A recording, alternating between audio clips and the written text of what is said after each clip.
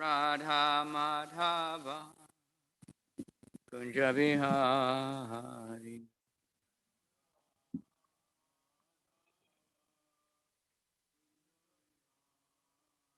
Jai Radha Madhava Kunja Bihari.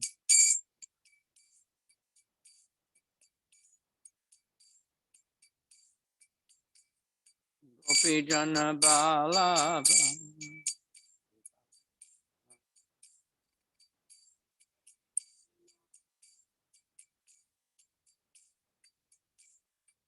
Gopi Jana Balaba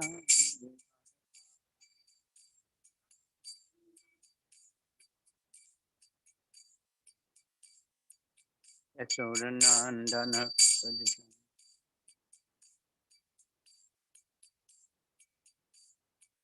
Yashodanandana Brajajana Ranjana Yamunatira Vanacha Yamunatira Vanacha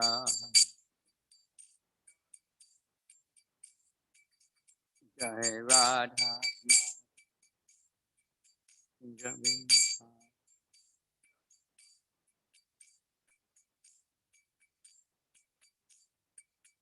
Jai Radha Madhava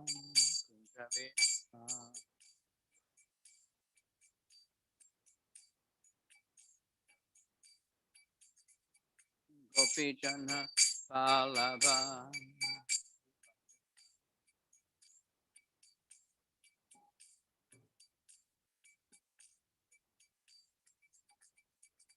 Gopi Jana Vallabha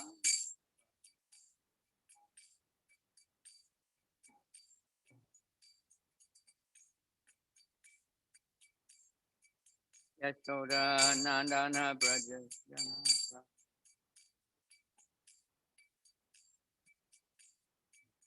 Yashodanandana Brajajana Ranjana Yamunatira Vanacha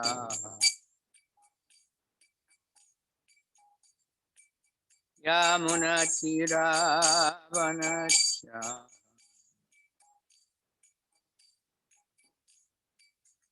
Jai Radha Madhava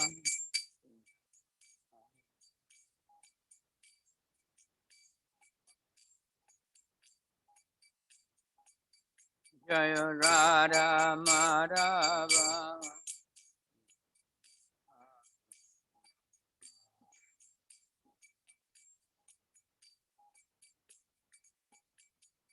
Gopi Jana Vallabha Varada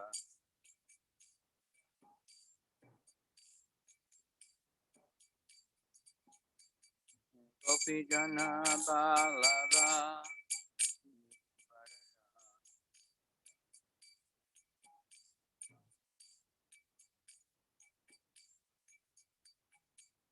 Yashoda Nandana Brajajana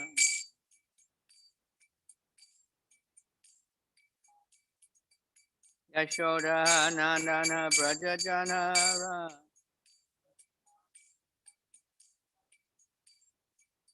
Yamunatira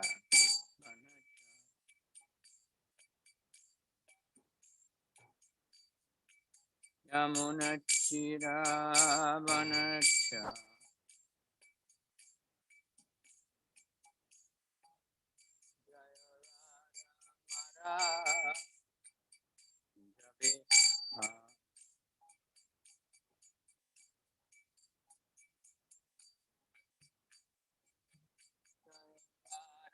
Maraba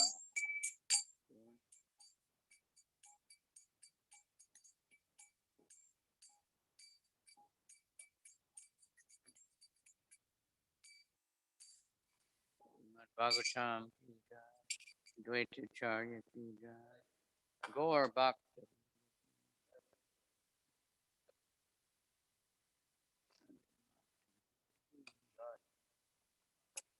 glory to Yasam Bhuti. All glory to Yasam. All glory to Shishi. Broadcast. All right.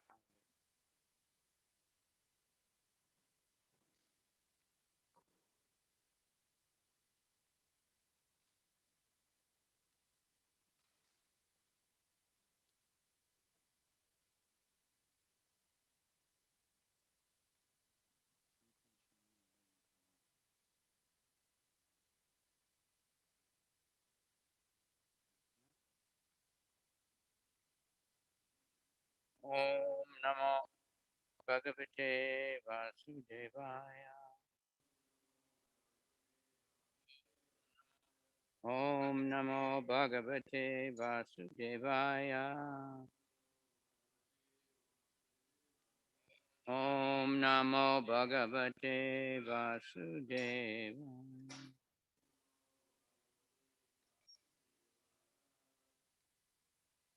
Narayanam Namaskritya Devim Saratim Vyasam Tato Jayam Viraya Nasta Prayeshu Abhadreshu Nityam Bhagavata Sevaya Bhagavat Yutama Shloke Bhaktir Bhavati. Nice to see.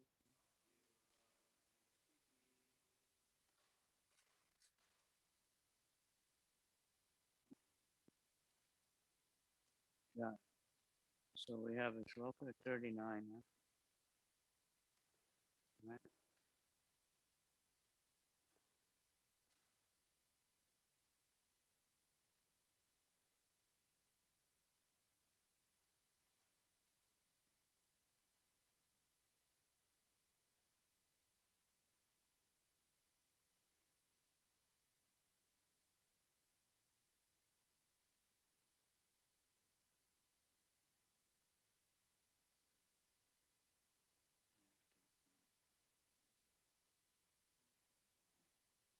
Srimad Bhagavatam 3.7.39.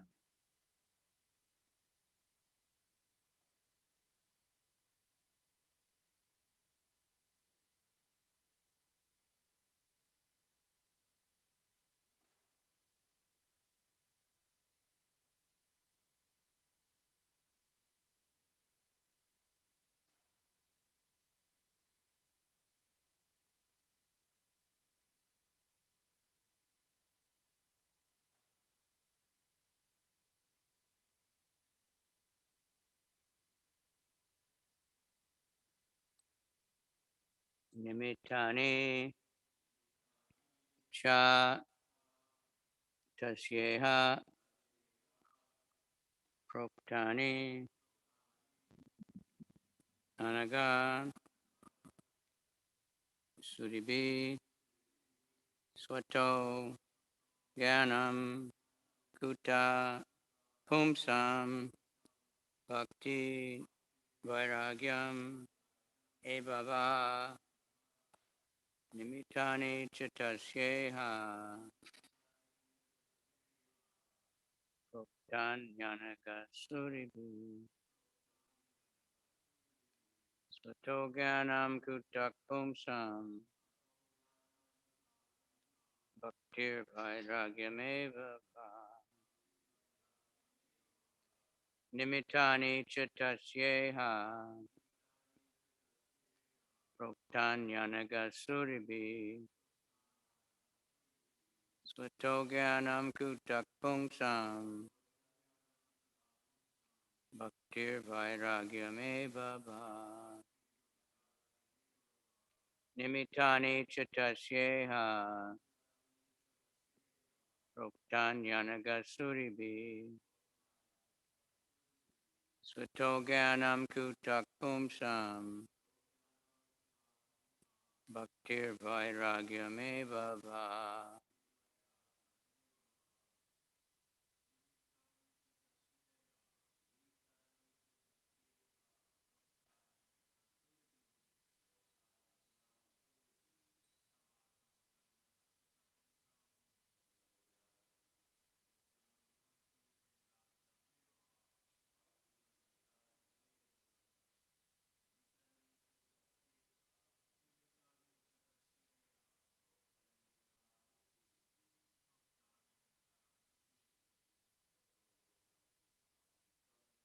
Gyanam Jat Bhakti Vairagyame Baba.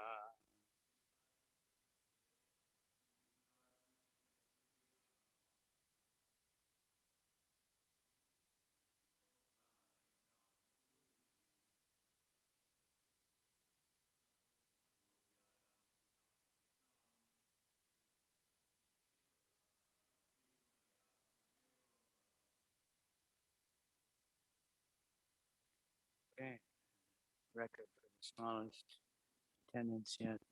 Monday is always the slowest anyway, after Sunday. Nimitani, the source of knowledge. Cha, also. Tasya, of such knowledge. Iha, in this world. Proktani, mentioned. Anagat, spotless. Surivi, by devotees. Swatam, self-sufficient. Jnanam, knowledge. Kuta, how. Pungsam, of the living entity. Bhakti, devotional service. Vairagyam, detachment. Eva, certainly. Va, also. Spotless devotees of the Lord have mentioned the source of such knowledge. How could one have knowledge of devotional service and detachment without the help of such devotees?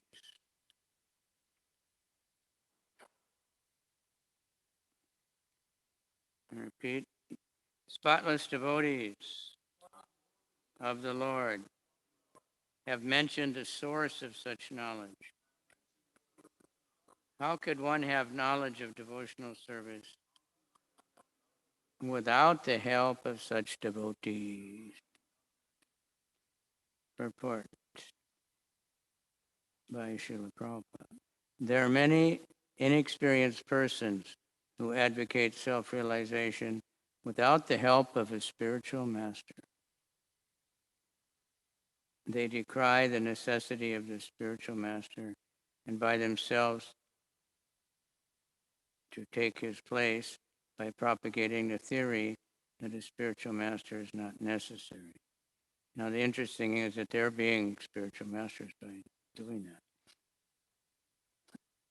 One time I was going door to door, and one guy said, well, I follow Krishnamurti. He was the main one propagating this. You don't need a teacher. You don't need it. But he was lecturing all over the world, writing books. And one of his books was, I Don't Believe in Anything. So I said, I didn't know, I only knew that he said that, you know. So I told this boy, I just can't understand how he's saying you don't need a teacher, but he's teaching so much, you know.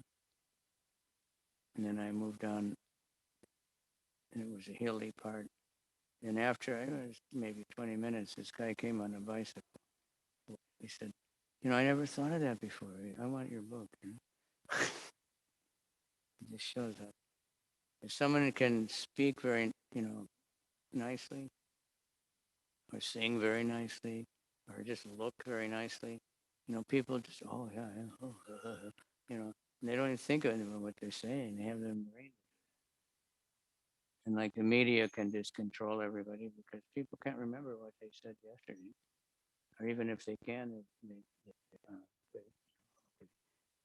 until you tell them about Krishna or the Bhagavad Gita or something is spiritual, why should I believe that? Somebody says this, somebody said that, everybody says that. It's colleagues, Maya is very good, tricky. Srimad Bhagavatam, however, does not approve of this viewpoint. Even the great transcendental scholar Vyas had need of a spiritual master, and under the instruction of his spiritual master, Narada, he prepared this sublime literature, Srimad Bhagavatam.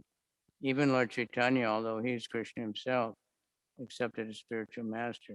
Even Lord Krishna accepted the spiritual master, Sandipani Muni, in order to be enlightened, and all the acharyas and saints of the world had spiritual masters.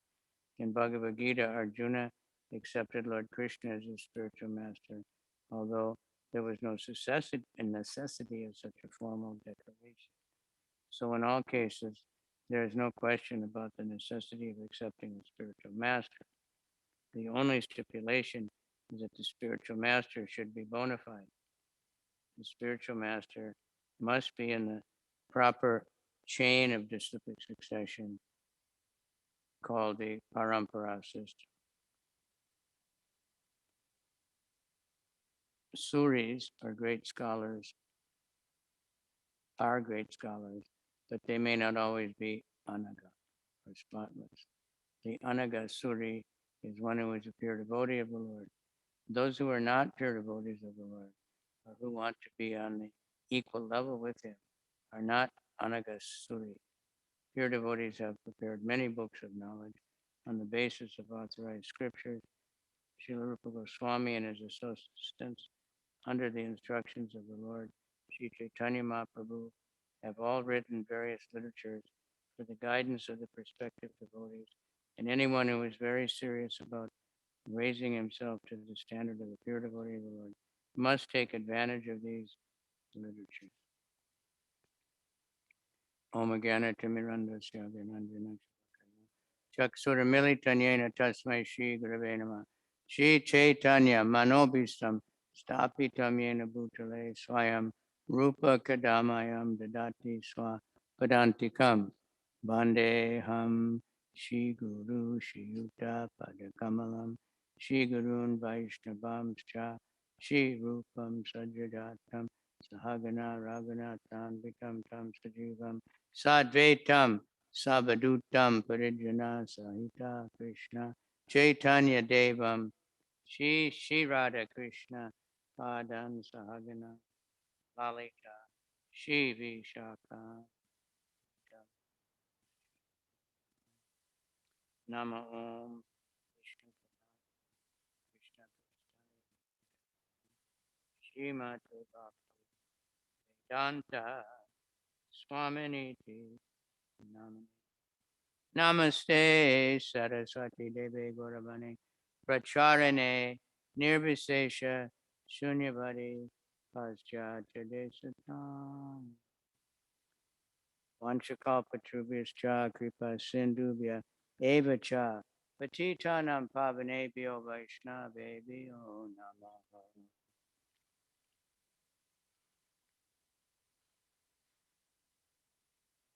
Namo Mahabharanyaya Krishna Prema Pradayate Krishnaya Krishna Chaitanya Namani Gora Trishe Namaha He Krishna Karuna Sindhu Dina Bandhu Jagatpate Gopesha Gopika Kanta Radha Kanta Namostute Tapta Kanchana Gourange Radhe Vrindavaneshwari Vishabhanu Sute Devi Pranamami Hari Priya. Today is the appearance day of Advaita Acharya. So extremely, huh? Huh? Okay, yeah. Can't hear. Ears are ringing. So they are ringing. Usually.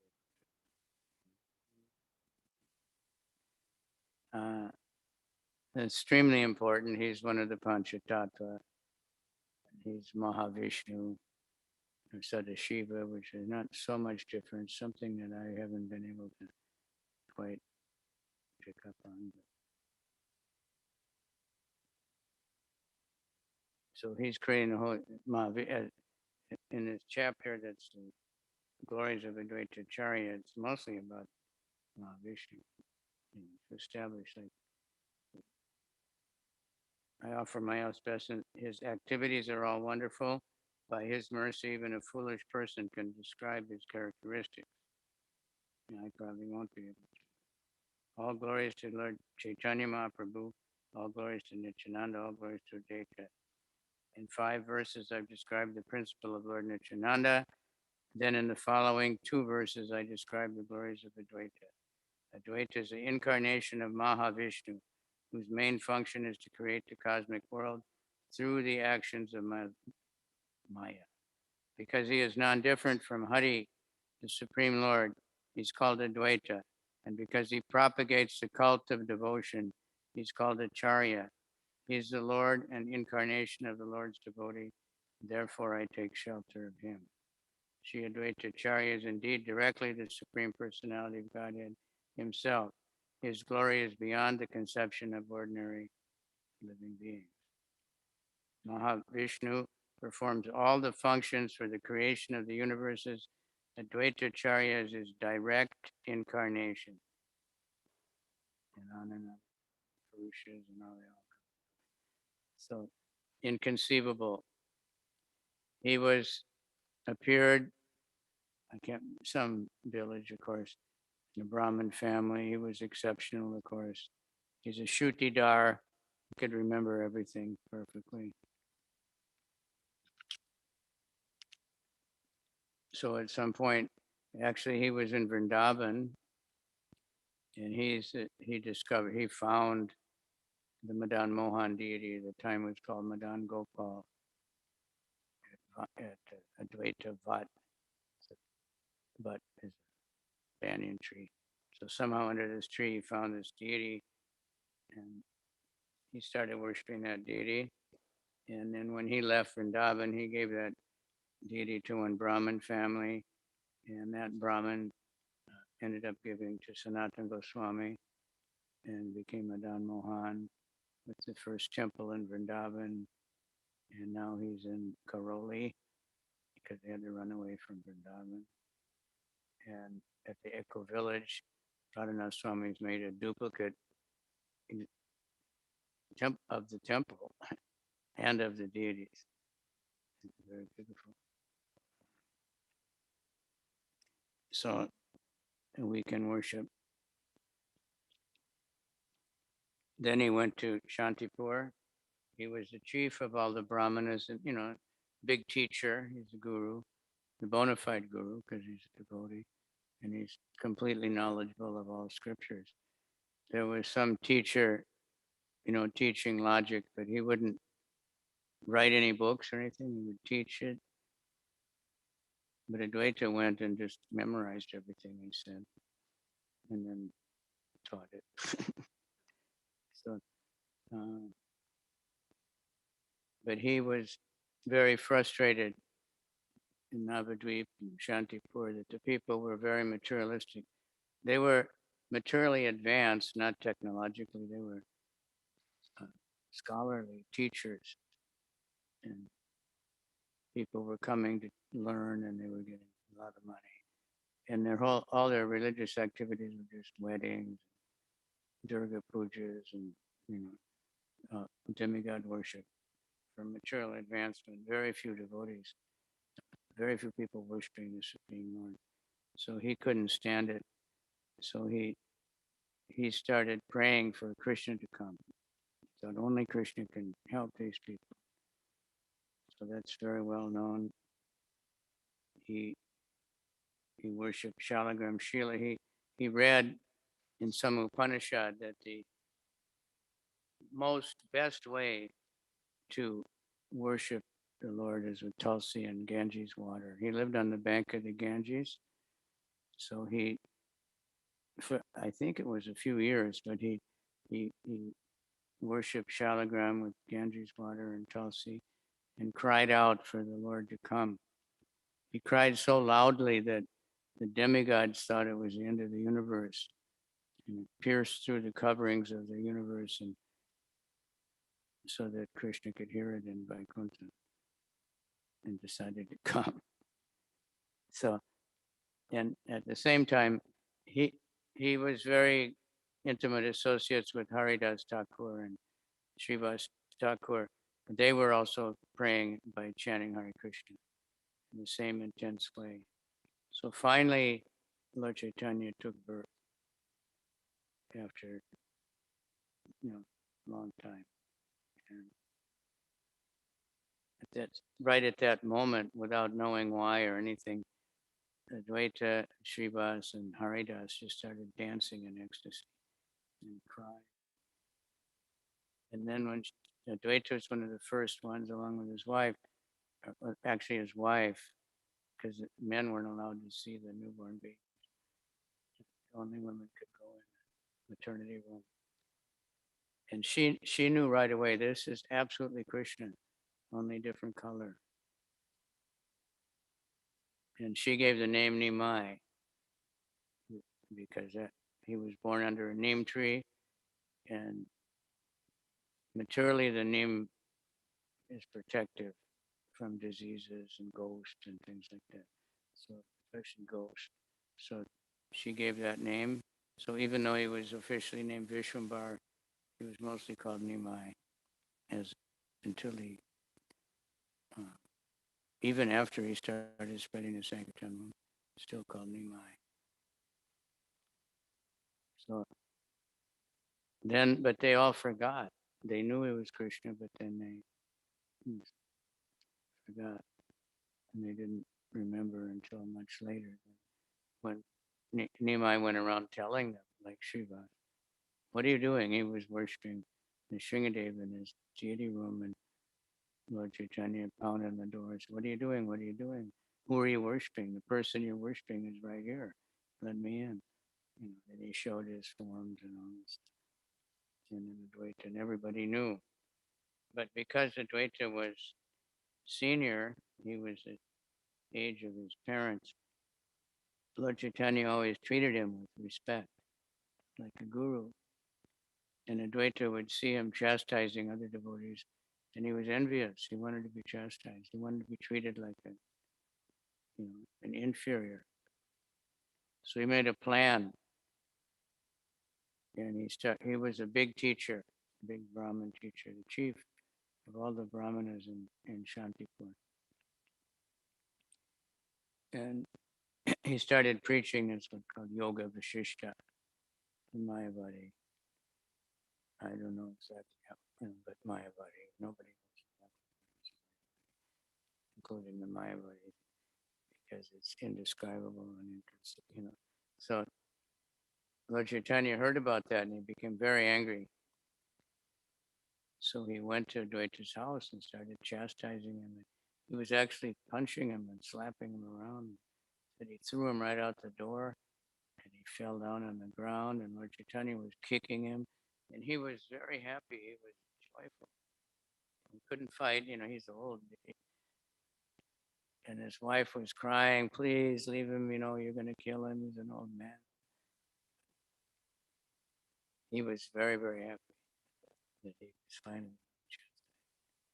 But he was very intimate. He's a Panchatattva. He was always around with all of Lord Chaitanya's activities. Some of them are very interesting, like in Puri when they were playing in the water and they would have water fights. And Nityananda and Advaita would be fighting with each other. Sarvabhauma and Advaita, that way you like this and splash, trying to get it. I think with Nityananda they were fighting and somebody won and they said, no, it should be 2 out of 3. And then they kept going. And then Lord Chaitanya was telling him, you should act your age, chastised Sarvabhauma and Advaita. They got so much into this water fight stuff. We used to do that in the Ganga when it was peaceful there. Not anymore. Still. He was always a lead dancer in the Rathayatra Kirtans chosen by Lord Chaitanya. He would roar, really loud. I'm a servant of Krishna. I'm a servant of Krishna. He was very close to Haridas Thakur. Haridas stayed at his place for some time, and then the place in Pula, Pula something, that Advaita arranged a place for him. It's like a cave or something. He was living there, but he was associating with Advaita a lot. Yeah. When Advaita did the Shada Patra for the Shada ceremonies for his father. Shada Patra is the first plate of prasad. So normally you give that to the chief brahmana to get blessings. And there were thousands of brahmanas, and he gave it to Haridas. Haridas was outcast according to the strict brahmanas, even though Lord Chaitanya had named him the Namacharya, the main teacher of the holy name. He gave it to Haridas. Said, "Why are you giving to me?" He said, "There's so many brahmanas here, and I'm just a fallen, soul born from Muslim family." He said, "Giving to you is better than giving to 1,000 brahmanas at the same time." Advaita was initiated by Madhavendra Puri, who, on his way to Puri, the famous story where he was going to Sam, he stopped in Shantipur and he stayed in Advaita's house for some time. And as soon as Advaita saw him, he was so overwhelmed by the prema of Madhavendra Puri, he begged for initiation. He got initiated right away. He held the first, which we now hold in Mayapur every year, Madhavendra Puri's disappearance day, which is a Dwadasi before Gaur Purnima, a couple of days before. And it was Lord Chaitanya was present the first time, a gigantic festival. It said there were houses full of every kind of boga, houses full of leaf plates, thousands, unlimited thousands of people getting fed. And Lord Chaitanya was in ecstasy. He said, anyone who takes Mahaprasad at this place on this day will get Krishna Prema. So the priests there at Advaita Bhavan, where the house was, they tried to carry that on for many, many years. Sometime in the 80s, they were not able to do it very nicely. And they asked Ishkan could do it. So we did it. The first time it was total chaos. About 10,000 people came. We had not a very good fence, and they were breaking down the fence to get the first time. But it was nice. So we started improving it, and we got up to 40,000, 50,000 plates of prasadam, and a huge festival where all the first year was all the really poor people came, but gradually all the leaders of Shantipur area, everybody came. Every vendor came, packed up with, sugarcane juice and coconuts and trinkets and pictures, everything that anybody sells on the road. So honoring Advaita and Madhavendra Puri, of course. But this is the actual place where Advaita worshiped Shalagram.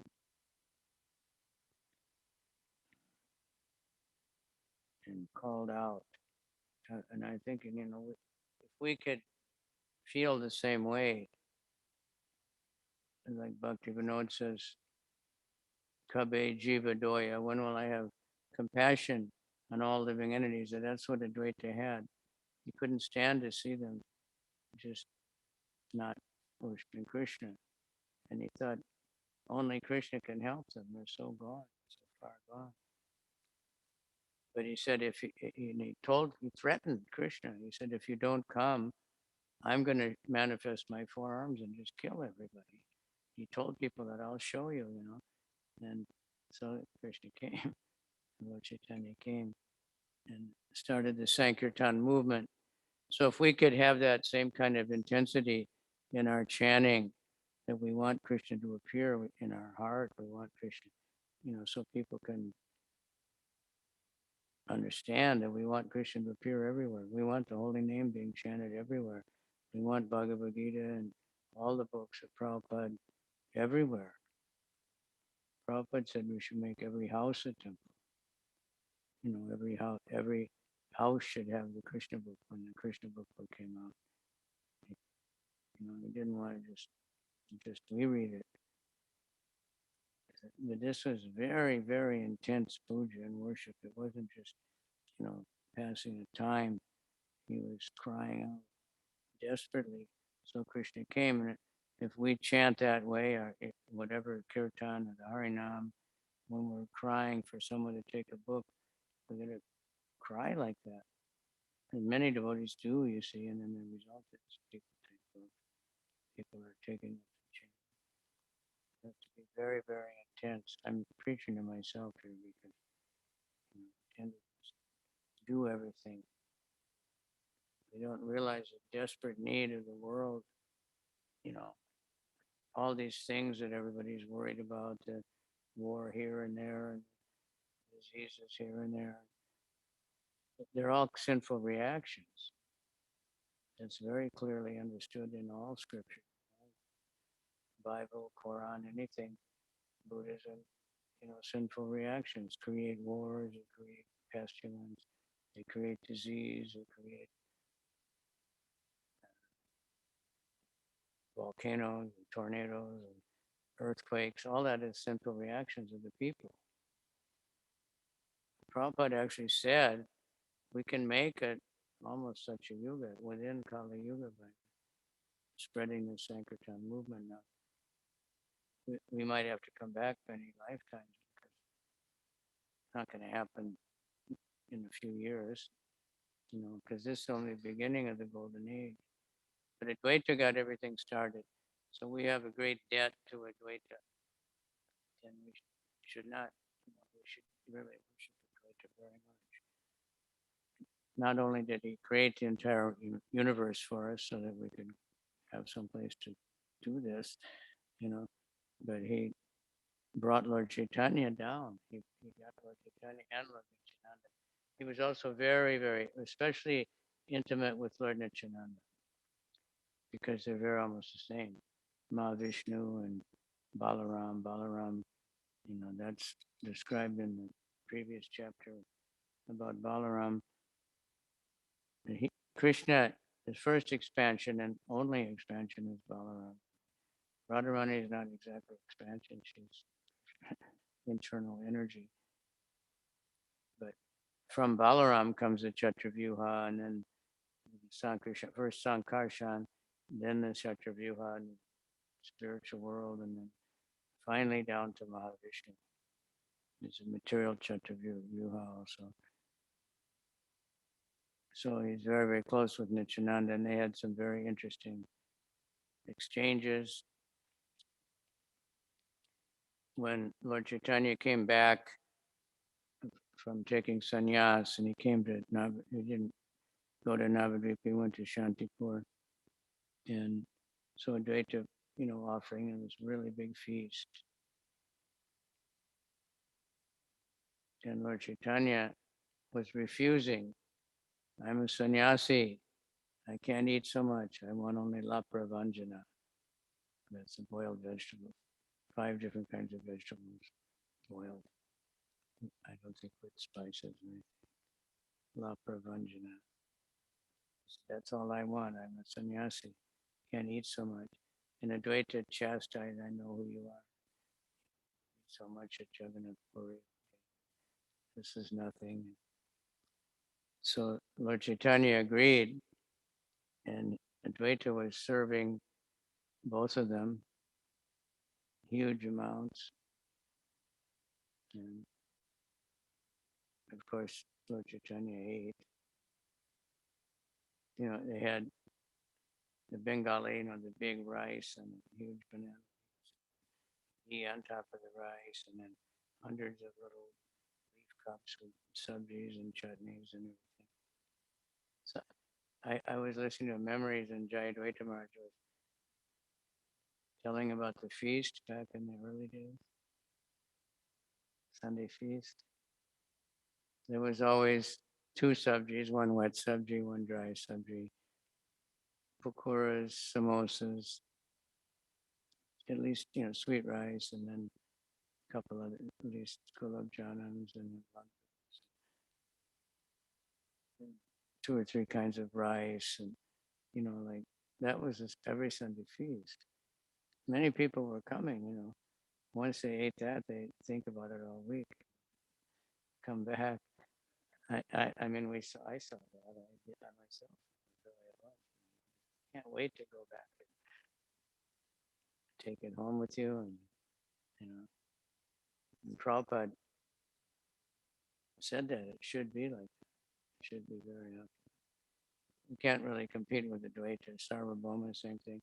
So Lord Chaitanya kept complaining, I can't eat so much, can't eat so much. I'm a sannyasi.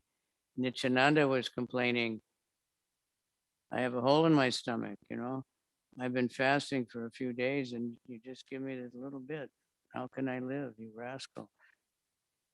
And the Dvaita was serving, and Nityananda finally threw the rice at Advaita and stuck on his leg, and he started dancing in ecstasy. You know, so that this was the exchanges. And then when they were eating another time, Advaita said, I don't know what's going to happen to me now, because this Nityananda, we don't know who he is. We don't know where he comes from. We don't know his caste. And I'm a Brahmana, and by householder, and by eating with such a person, I'm going to lose my caste. I'll be finished. Lord Chaitanya is a sannyasi. They can do anything, but I can't do that.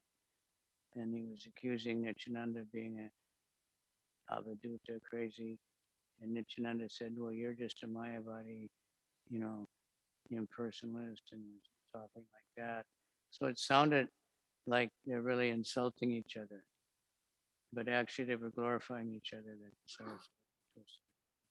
But only Lord Chaitanya could understand their conversation. Everybody else would be surprised, they're just insulting each other, but actually they were praising each other. So that just went on and on and on. Anyway, we should pray that we can have this intensity, and you should pray for me that I could get some to really be calling out for Krishna. You have to come. You have to come into my heart and take over my life.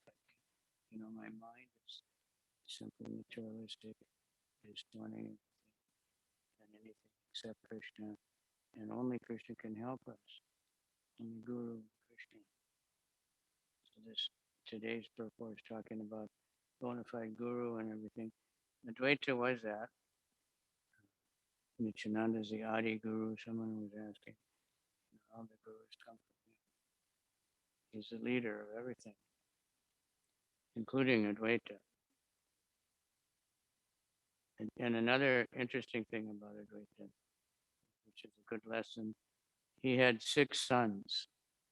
Now these Mahavishnu, his wife is Sita Devi, called Sita Devi. She's the goddess of fortune. The 3 sons became very, very wonderful devotees and preachers, and 3 became what's called asara, useless, because they didn't follow their father's teachings. They decided that he was the supreme origin of everything, and Lord Chaitanya was his servant, because Lord Chaitanya acted like that. So they, rather than take the teachings of Advaita, they just speculated from watching Lord Chaitanya honoring Advaita all the time, that Advaita is actually the original source and Lord Chaitanya is his servant.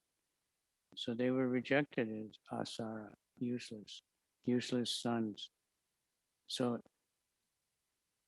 we could make disciples, we make new devotees, we make children. It doesn't mean that they're all going to be perfect. Prabhupada, like nowadays, it's very common. Who's your guru? And then judging on my opinion of that guru, I judge a disciple, which is really a crazy thing, because, and Prabhupada, who there's no question of his status spiritually, but he had so many disciples who deviated, went away, still making trouble for ISKCON, still, you know, degraded and every kind of thing. That's not the point. Someone was asking yesterday, was it, how do you know how to find your guru? We should be thinking more how to be a disciple. How am I going to become a real disciple? Then Krishna will send you a guru when you're a qualified disciple, instead of looking around when you don't know anything and trying to decide which guru has it, whatever I think is you should have, right? They have a disciple course, and I saw one of the early ones when Anudama Prabhu helped write it in China, and it was how not to promote your guru or something.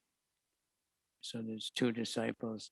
Well, my guru has 2,000 disciples. Ah, my group has 10,000. You should get initiated by my guru because he has the most disciples. He's the greatest guru. My guru has the most money. My guru has the biggest temple. Or my guru is the best singer. He's the leader, first one on every kumbh, kirtan mela. Actually, you're supposed to hide your guru, you know, and internalize. And then if you're a really good disciple, people are going to naturally wonder who's his guru. Lokanath Goswami, when he first saw devotees, he was so amazed by the devotees and their devotional qualities. And, he's an Indian, but he'd never seen anything like that. So he thought their guru must be really amazing if they're like this, these foreigners, because they're taught, that the mlechas and they can never be anything. And he saw that much more rabbinical and kirtan all day and more than any Indian. So he judged like that. So we should be trying, how can I be a good disciple? And then we can, Krishna will connect us through the heart, through Lord Nityananda. We can take the order of our guru, whoever he is, because we should have many gurus, not one Diksha guru. That's to connect us with all the other Shiksha gurus. But Advaita is just so amazing how intense he was with this worship to bring Krishna down. And we need to be like our Harinam, our chanting, crying out, these people they're just going to hell. Here they're not even doing deity, demigod worship or anything. They're just total materialists, you know, sinful, crazy. In Navadvip, they weren't sinful. They were just materialistic, and he was so disturbed by that. What to speak of now? We need to beg him to empower us, that we can cry out so loud that no one can miss it. Then the Sankirtan movement will take over the world. All right, so any comment or question? Anybody's looking here to see if there's some, yeah, not tomorrow. Huh? Microphone.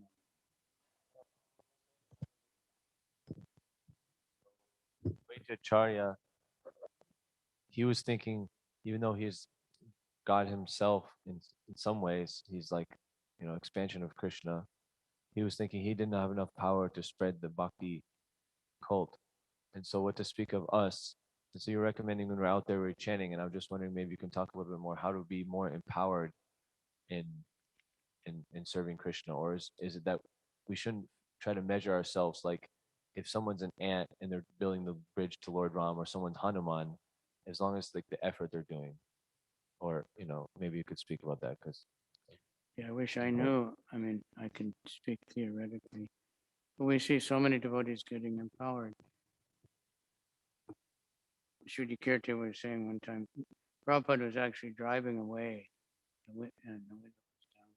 Some devotee came running out, Prabhupada, how can I do something? And Prabhupada just looked out and he said, desire. One word, everything. So we just pray, let me, like Advaita did. He just cried, he prayed, And if you go Govinda Joy to them crying, you have to learn to cry for Krishna. Not that we just sit around crying, oh, I'm so good.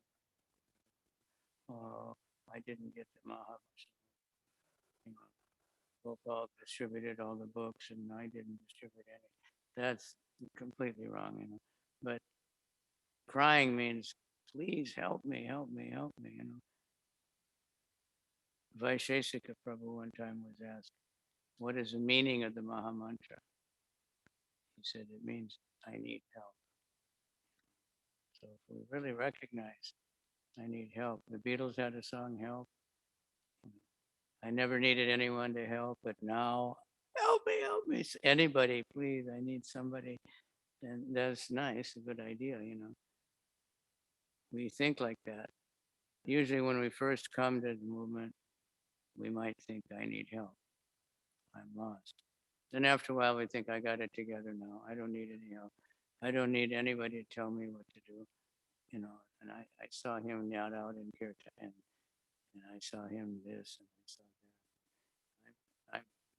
There's no one can tell me anything.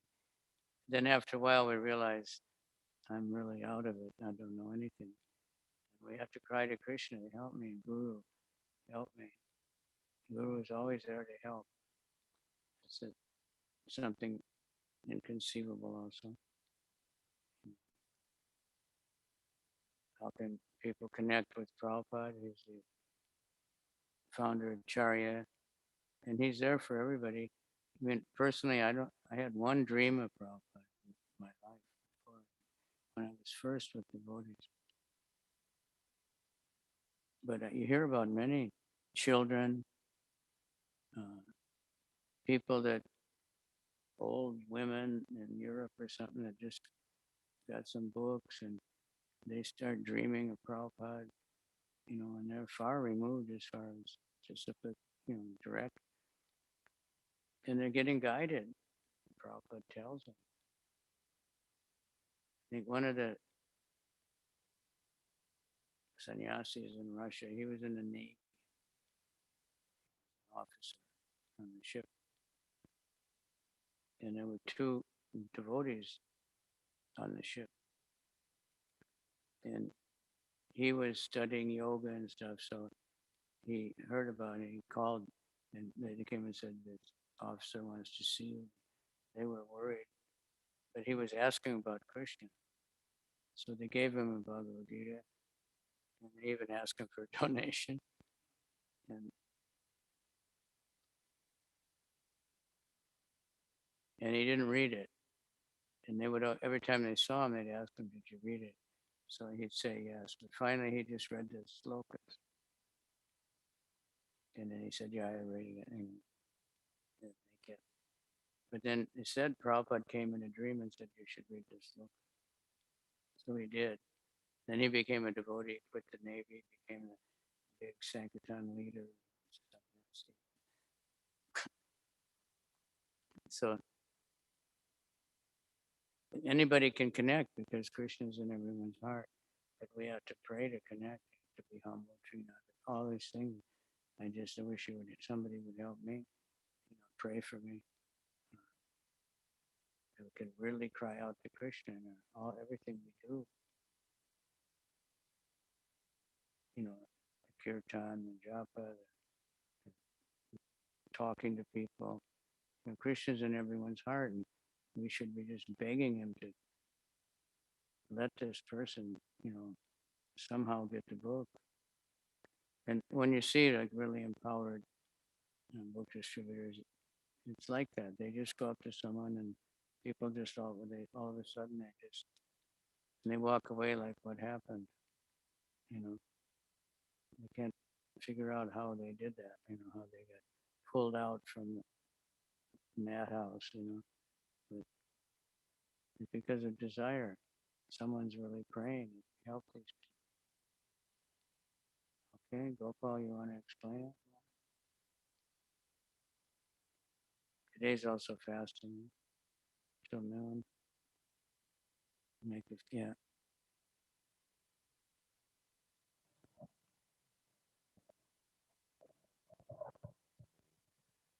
do we fast from grains today because it's a Vishnu Tattva? What's the what generally happens on these days? Huh? It's fasting till noon, but then when we break the fast, do we take Ekadashi Prasadam or just take full grains, or what generally happens? That's nobody's quite sure. But I I was in LA once for the Sringade's appearance day. Prabhupada was there, and Prabhupada gave sannyas that day before, and then everybody went for book distribution. And then at night that time there was a feast and everything. The feast had everything, and generally Prabhupada got a plate of the Mahaprasad. So and we never heard no fasting is until noon and it's over.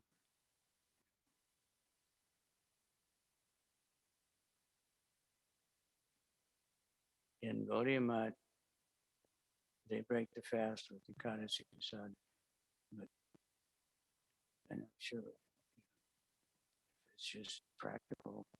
Then they have a big feast the next day. And it's not good to really break a fast.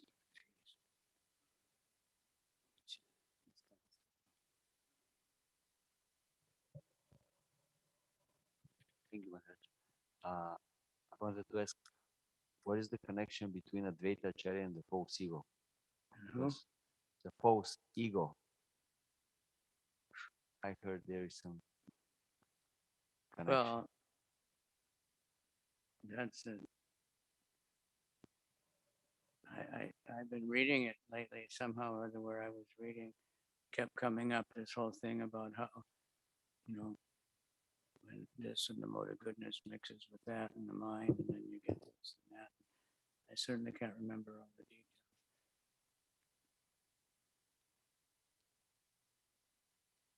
He's Mahavishnu, so he's connected with everything. You know, it's in the material world. And then if you hear more about it, you can read chapter 6 of the Adi Leela. I read up to a certain point, then it starts to describe how it all happens. And, you know, it's not some,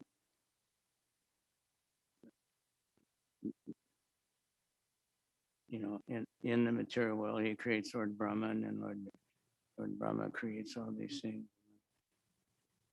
The mind mixes, you know, it's, you know, don't ask me to give the full details.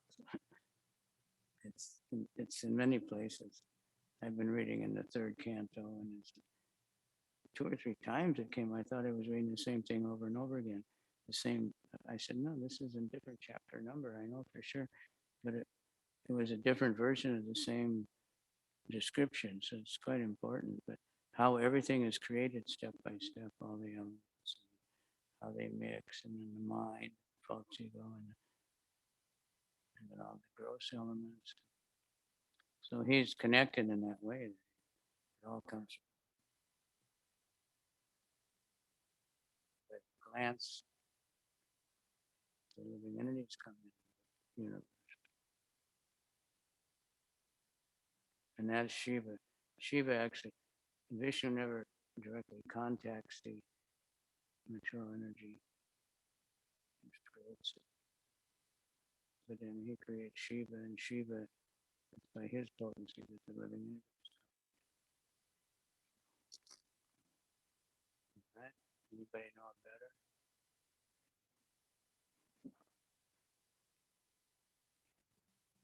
You don't have to worry about late breakfast.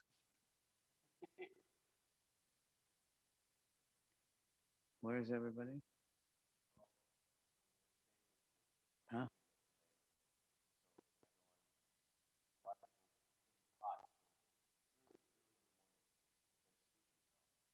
Mm.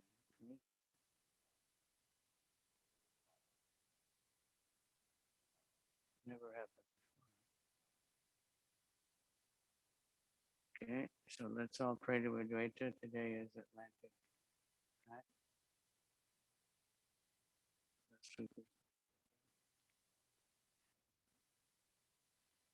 pray to Advaita Charya to call Krishna, but to the Panchatattva, where Chaitanya actually appears to us and to the people.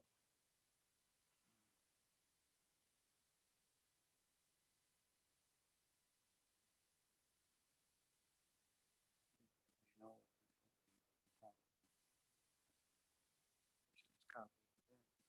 Sankirtan movement is the result of Advaita's prayers. The Lord Chaitanya came and started the Sankirtan movement. Part of it. The 10th. This is the way that people of color use Sankirtan, holy name,